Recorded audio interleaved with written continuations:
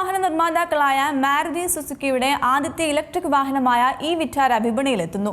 മാരുതിയുടെ ആദ്യ electric SUV കൂടിയായ ഈ വിറ്റാരയുടെ ഡെലിവറി അടുത്ത വർഷമാണ് ആരംഭിക്കുക.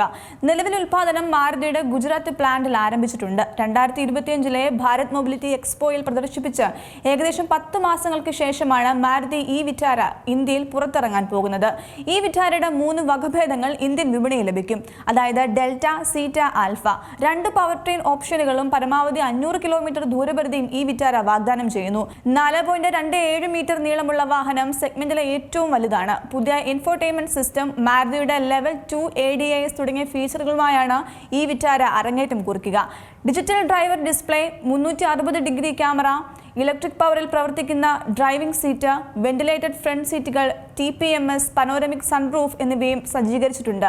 10 കളർ ഓപ്ഷനുകളിലാണ് വാഹനം വിപണിയിലെത്തുക. XUV 2 ബാറ്ററി ഓപ്ഷനുകളോടെയാണ് വരുന്നത്. 48.8 കിലോവാട്ട് അവേഴ്സും അതുപോലെ 61.6 കിലോവാട്ട് അവേഴ്സും.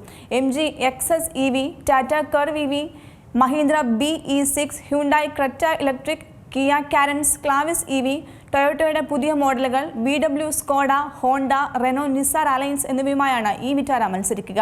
ഈ വിറ്റാരയുടെ വിജയത്തെ അടിസ്ഥാനമാക്കി ഫ്രോങ്സ്, ജിംനി, ബലേനോ, എർട്ടിഗ എന്നിവയുടെ ഇലക്ട്രിക് പതിപ്പുകൾ ഇറക്കാനും മാരുതി സുസുക്കിക്ക് പദ്ധതിയുണ്ട്. എന്നിരുന്നാലും പെട്രോൾ, CNG, സിബിക്, ഹൈബ്രിഡ്, EV എന്നിവ ഉൾപ്പെടുന്ന ഒരു മൾട്ടി പവർ ട്രെയിൻ സമീപനം സ്വീകരിക്കാനാണ് കമ്പനി ഉദ്ദേശിക്കുന്നത്.